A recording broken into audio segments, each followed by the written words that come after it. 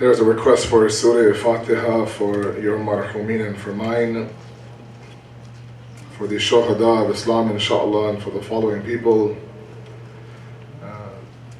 Rabb Banu Muhammad Shakil Jafri, Yasmin Jafri, Qamar Raza Jafri, Abida Khatun, Ghulam Ali, Abu Talib Lari, Sabah, I don't know what that says, Sabah Mirza, sorry, Muhammad Sughara and Kausar Mirza. Fatiha.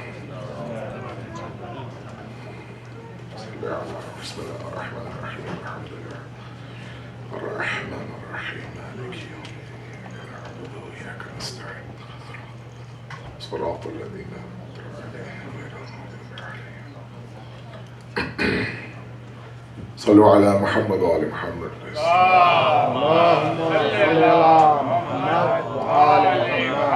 أعوذ بالله من الشيطان الرجيم. بسم الله الرحمن الرحيم.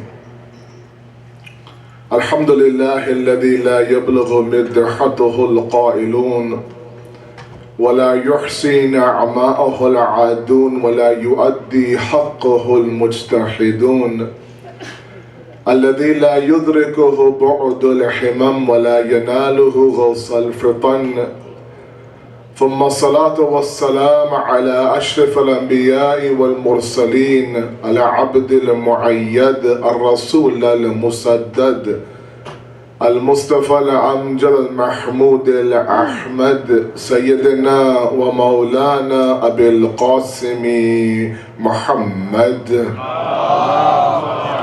صلى على محمد وآل محمد وعلى آل بيته الطيبين الطاهرين المعصومين المظلومين لا سيما بقية الله في الأرضين صاحب العصر والزمان خليفة الرحمن إمام الإنس والجان ولعن الله أعداءهم أجمعين إلى يوم الدين أما بعد فقد قال الله وقوله الحق بسم الله الرحمن الرحيم وقضى ربك ألا تعبدوا إلا إياه وبالوالدين إحسانا صدق الله العلي العظيم صلى الله على محمد وعلى محمد. The elements of a successful Islamic family has been our topic. Tonight is lecture number 5. In this second subtopic that we have begun yesterday, we're looking at the importance of parent and child relationships. The attempt since day number 1 and the attempt until Sunday will be to discuss these dimensions within the Islamic world that talk about family issues. It's important that we understand that Islam is a complete system.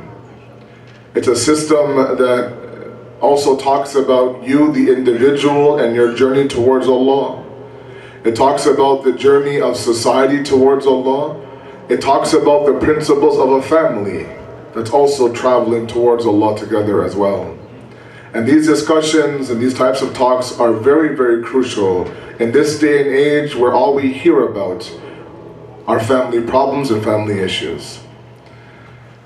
As was announced, today we'll focus a little bit on the father, and then more importantly talk a little bit about the Quranic aspect to the idea and the concept of respecting your parents. Yesterday we looked at the ahmiyat and the importance of mothers in Islam. We talked about the right or the haqq as described to us by our fourth Imam, Imam Sajjad alayhi salatu wassalam. And he equally talks about the right of the father. He says the haqq of the father is that you should understand that he is the jad of your existence. He is the root of your existence. And you are the branches that come from that root. So long as you are healthy, so long as you are provided for, so long as the branch on that tree is beautiful and strong, that branch should thank the strength that it gets from the root. We're no different. If we are individuals, alhamdulillah, who are treading the path of Islam, who have that love of the Ahlul Bayt inside of our hearts, who are trying to be good individuals, educated, well-rounded people, who constantly get praised by our elders, we try to be pious, fight shaitan, all of that are beautiful, flourishing branches on a tree. The first thing you need to do is thank and respect your father. He is the root of your existence. Imam Sajjad says, without that root, the tree doesn't exist. Without your father, we are not in existence. And so the first haqq of the father is that he is the root and we are the branches. The second is that he is the wali of the house. We discussed this in the second discussion. He is the leader inside that house. Every leader commands respect. You know, oftentimes my father used to tell me that they didn't have the himmah to say a single word to their father.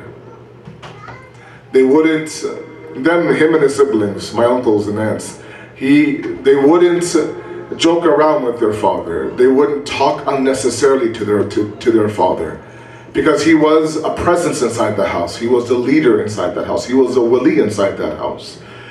And we'll discuss that tomorrow, inshallah. Perhaps that may not be an appropriate method to raise kids here in this part of the world, but the underlining message is that he is the leader, he is the man in the house, he is the decision maker, he is the one that provides, and he commands respect. This society will teach you that respect has to be earned by their behavior. Islam says no. The fact that he is your father, the fact that he is the wali, that itself is enough to respect him.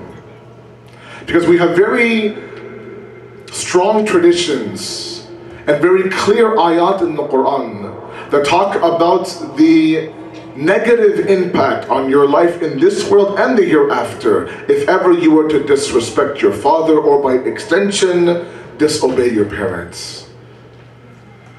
The first one, the very clear one that I read for you in the khutbah from Surah Israel, the 17th chapter of the Holy Quran, ayats number 23 and 24. And look at the order by which Allah places these commands. You know, the Quran is very particular in where they place words.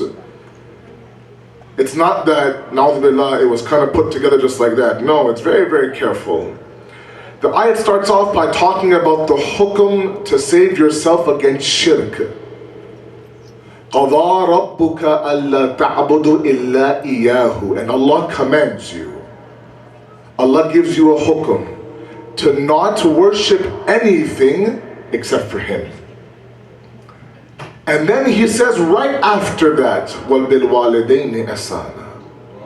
Meaning the Mufassirin have said that this placement of the command to be good to your parents that follows right after this idea of avoiding shirk is to show you the ahmiyat of respecting your parents. To show you that right after shirk, the one thing right after this idea of shirk that you should be very careful about is the respect for your parents. Because Imam Jafri as-Sadiq alayhi salatu wassalam,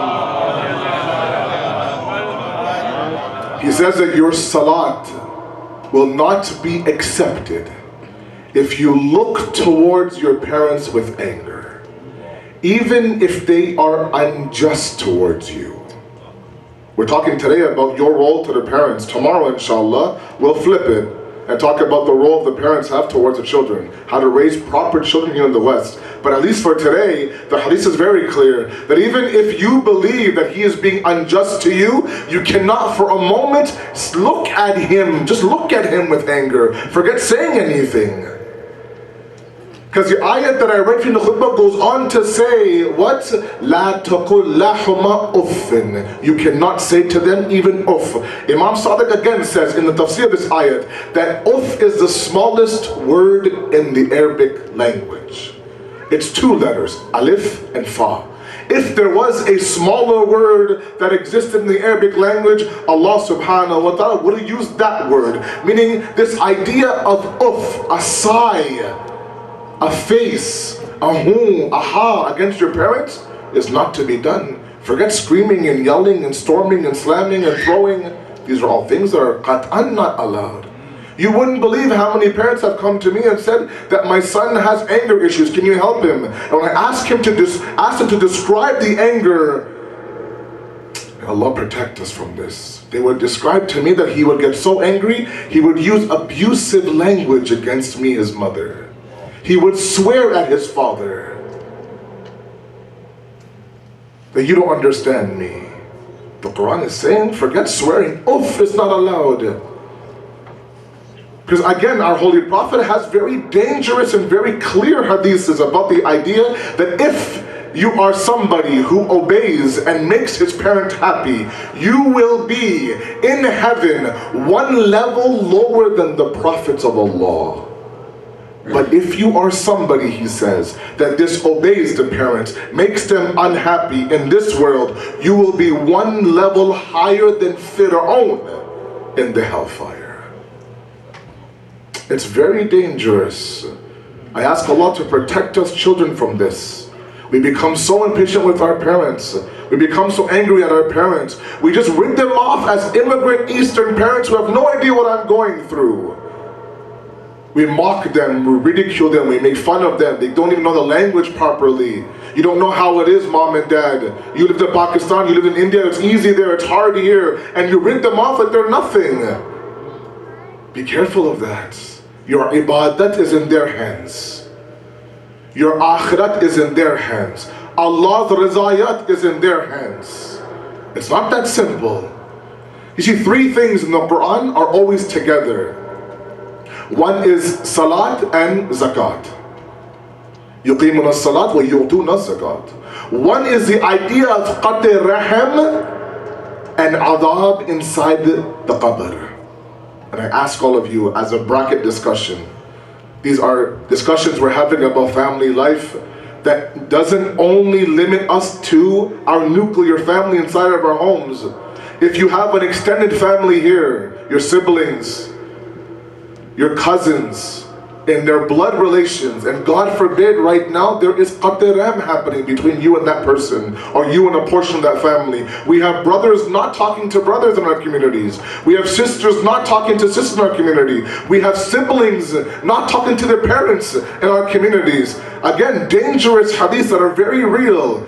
Another hadith I read today by Imam Muhammad al-Baqir alayhi salatu wasalam.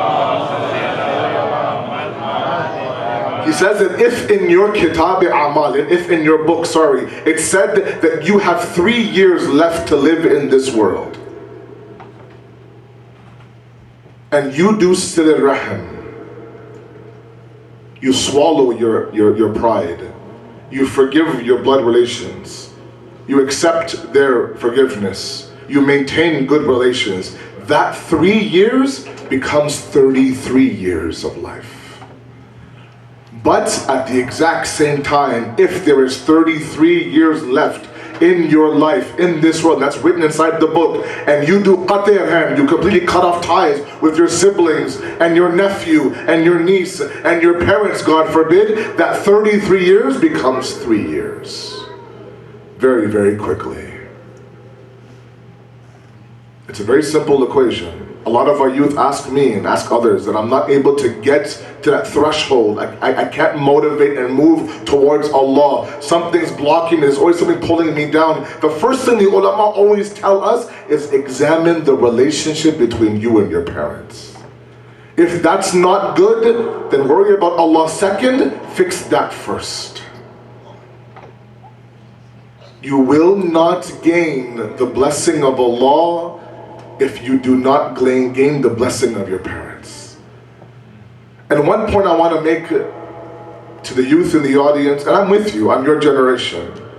My parents are from Agra, India. They went to Karachi, then they migrated to Toronto in the 70s. I have immigrant parents just like the majority of you in this room do. And just like you at a very young age, I was foolish, and I believed them to not understand what's going on. But sometimes what needs to be reminded to us is the sheer effort that our parents did to bring us here and then help us to get established here. I don't think we understand or appreciate the difficulty in which they migrated from their country to this country. They left the comforts, the confines, the security of their language and their culture and their family, and they left all of that to come here. And you think it's for them? It wasn't for them, it was for us.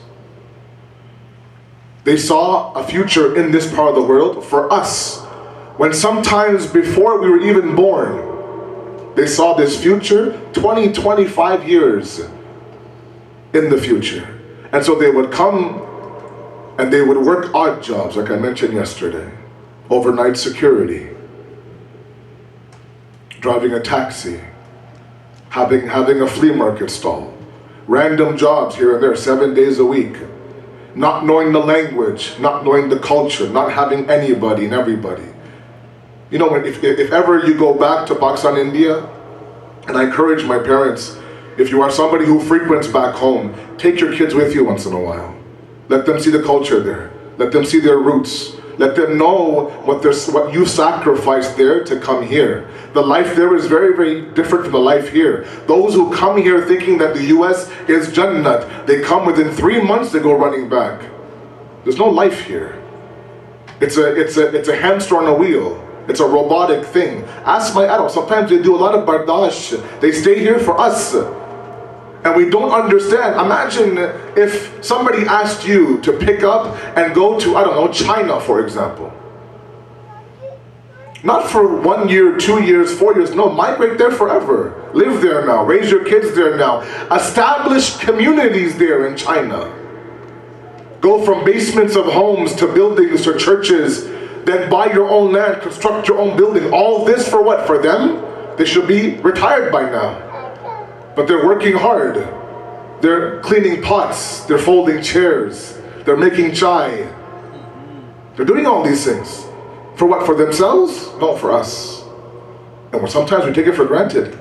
If someone asks you to pick up and go to China, learn the language there, learn the culture there, learn the streets there, and then on top of that, when you have a little bit of money, bring your brother over, bring your sister over. It is worthy of respect from us alone as the generation of this society. To appreciate our parents, to respect our parents, to love our parents for that. Oftentimes, me and my brother talk about the fact that if we were still in Pakistan, we'd be fighting for our life right now. We go for Jummah and Ammi will be there at the door praying, Allah please return my child alive after Jummah. You don't know. Every mosque they say in Karachi, for example, is a battlefield. You don't know what will happen. Who will enter? What will happen? No idea. But we live in the security and the freedoms here. We don't have that fear. So as a reminder to myself and to those of you who are part of my generation, let's not take our parents for granted. Let's not take their efforts for granted. They've worked, some people have worked here for 30, 40 years to establish this, what you have in front of you, an opportunity to gain the pleasure of Allah inside of a non-Islamic society. It's one thing to do it inside of Karachi, Tehran, or India, where it's very easy. It's one thing here to come and from ground zero, from day number one, from block number one, you establish an Islamic center, so you have an avenue for salvation in the hereafter. Let's not take it for granted. If that's not worthy of respect, I don't know what is. Sallu ala Muhammad wa ala Muhammad.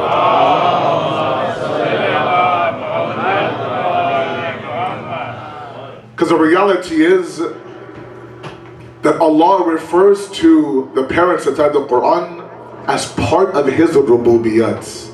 Rabbi irhamhuma kama rabbayani saghira.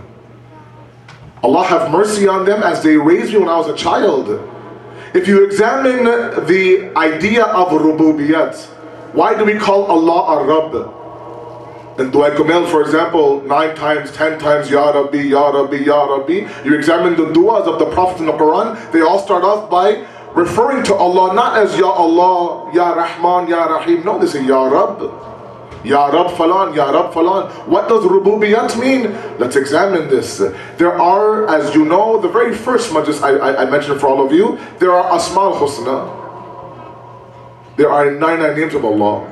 And each name has a certain quality to it. There are some names within that name that encompasses other names as well. For example, when you say Ya Rabb, inside that rububiyat is Allah's khaliqiyat, is Allah being Raziq, is Allah being Ghafoor, is Allah being Rahim, is Allah being all these things. He takes 8 to 10 different qualities, mixes them together, and out comes him as a Rabb. That's why when we want everything from Allah, we call him Ya Rabbi, Ya Rabbi, Ya Rabb, my Lord. Not Mawla, not Ilahi, not Allah, we say Rabb. Because Rabb encompasses all those different qualities that we want from Allah. Our parents are no different.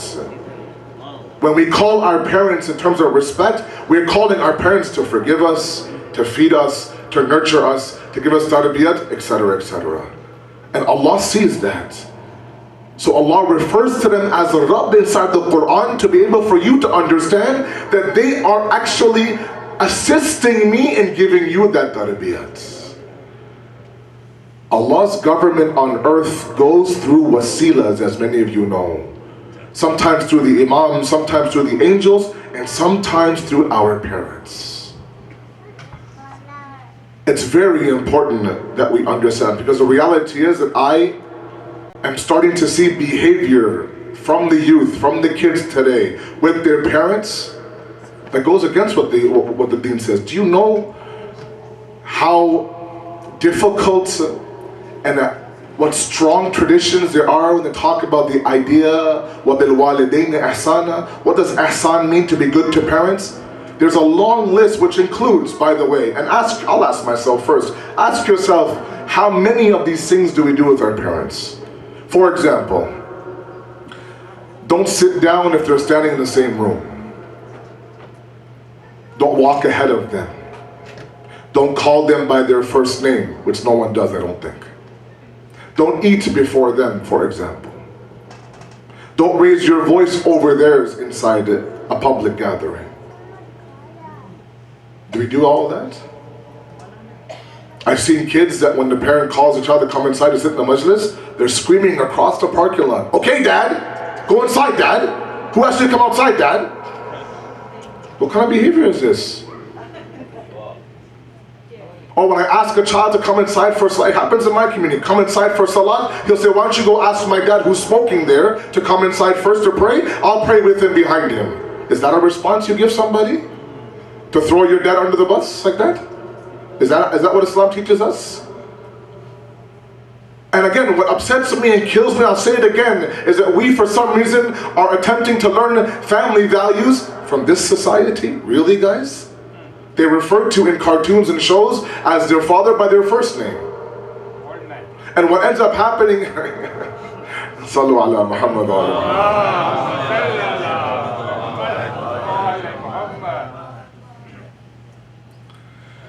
And then we have situations where siblings fight with each other to not want to keep mom and dad inside their house. We have situations where, and I've seen it, where there is an old woman and an old man, the man passes away, and this mother has 4 or 5 different children in the same city, but she lives by herself in the apartment. And she calls people around the community to talk because she's lonely. Is this what we have in terms of the walidain ihsana? We have to be very careful, and we have to be very, very strict with ourselves when it comes to our parents. There is never a moment where it is justified for you to scream at your parents. Even if they ask you to go against the Sharia of Allah, you can say no to them, but with respect. In the Quran, look at this, in the Quran, when Allah commands Nabi Musa and Nabi Harun to go to Fir'aun and invite him towards Tawheed, قُولُوا قَوْلًا لَيِّنًا is the command. Talk to Fir'aun, but talk to him with a soft tongue, with a naram lahja. Who is this? It's Fir'aun.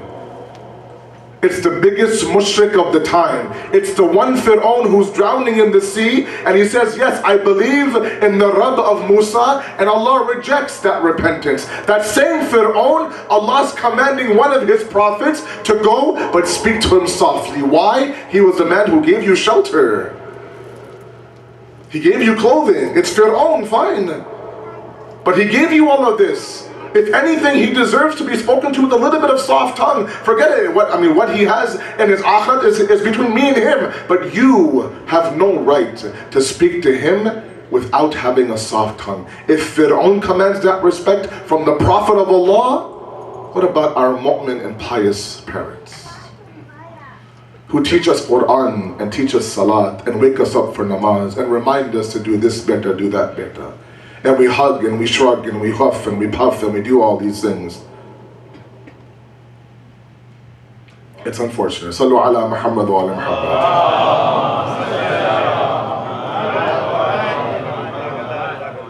You know, we have pages upon pages of traditions that talk about the ill effect if your parents, God forbid, were ever to disown you. If, God forbid, your parents were ever to not be happy with you.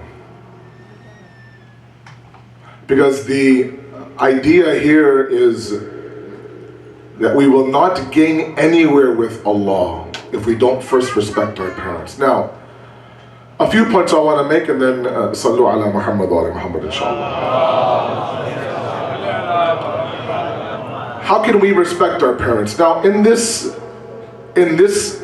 society of the Western society, and I'll touch on this tomorrow inshallah as well, it's important that we do a couple of things as children. Number one is we identify the needs of our parents and provide those needs before they will ask you for those needs. A lot of our parents, especially our fathers, have immense pride, and they won't ask their children for anything. Even if you're 40 years old and they're a grandfather and you're making good money, mashallah, he'll never ask you for help with the mortgage or help with the bill payments. But if you see that there is some struggling happening, then the first thing you can do is identify that my parents need some help and provide that help for them. Financially, emotionally, etc., etc. Number two is go to them for advice. I cannot tell you. When my father was alive, I went to him for everything. I now go to my mother for everything. And my mother got married at 14 years old. She was 14 when she got married. No formal education, but the woman is a wise woman. First of all, she's half a doctor. She has ilaj for every cut possible. Within 2 days it's gone. Right? Our mothers are half doctors. Right? They're also psychiatrists as well. They can read your mind. They can read your eyes. They can read your body language. And they'll give you amazing advice. I remember, I don't want to go into too personal, but I remember when I made that first initial decision to go to the Hawza, I went to my father. And for the longest time, I didn't think my father could give me proper advice. He's from Pakistan, what does he know? He barely knows English. That's what I thought. I sat him down and said, Dad, this is what my intention is, to go to the Hawza. I've told this story many times. He says, do two things, if you want. He never forces me on me. He goes, do two things, and then after that, do whatever you want. He said, first, at least get your undergrad degree from the West here. Because when you come back for tabligh, it'd be nice if you were able to have something to fall back on. So get your bachelor's degree, which I got. He said, and then get married, find a spouse that will support you in your mission. Because one of the difficulties we have with people in the house right now who are single is that not every family is willing to give their daughter to somebody who's about to be a Moulana. No. Sorry. No.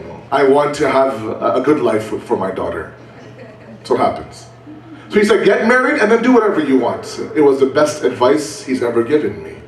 I asked my youth, sometimes the biggest problem that we have is that we don't seek advice. Fine. They may not have things that you think they don't have. What they have is years and years of life on you.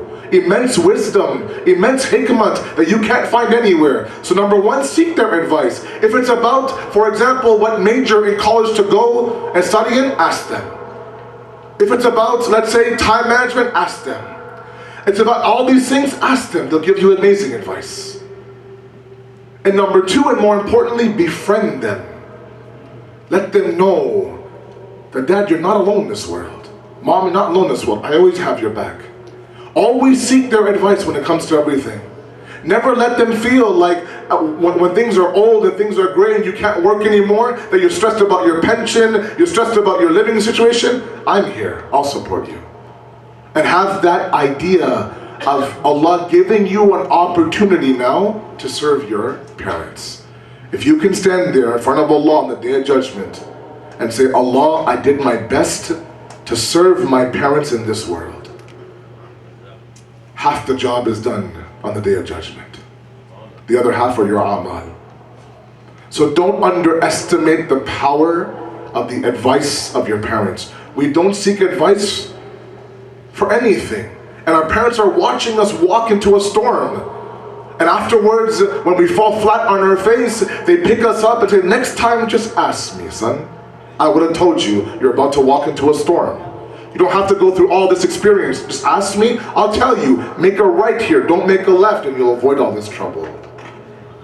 This is wisdom that we have inside of our parents. So I ask myself, my generation of kids, if you are somebody who's known to be rude to their parents, disrespectful to their parents, you won't get anything in this world from Allah if you first don't clear that up with your parents. Happiness of your parents is equal to happiness of Allah. The pleasure of your parents is equal to the pleasure of Allah. The wrath of your parents is the wrath of Allah and nothing more. We ask you, Allah subhanahu wa ta'ala, to first of all accept this qaleel ibad, inshallah. We ask you, Allah subhanahu wa ta'ala, to give us tawfiq as children to understand the ahmiyat and the importance of respecting our parents. We ask you, Allah subhanahu wa ta'ala, to the parents in the audience, to have patience towards us as your children. Know that inshallah we're still growing, we're still learning. Inshallah with your guidance, with your tarbiyat, we'll be maybe half the people you have become. We ask you, Allah subhanahu wa ta'ala, to forgive the sins of our parents, accept their amal in this month. If they are not in this world, we ask you, Allah, to elevate them to the level of the awliya of Allah, inshallah. Wassalamu alaikum wa rahmatullahi wa barakatuh.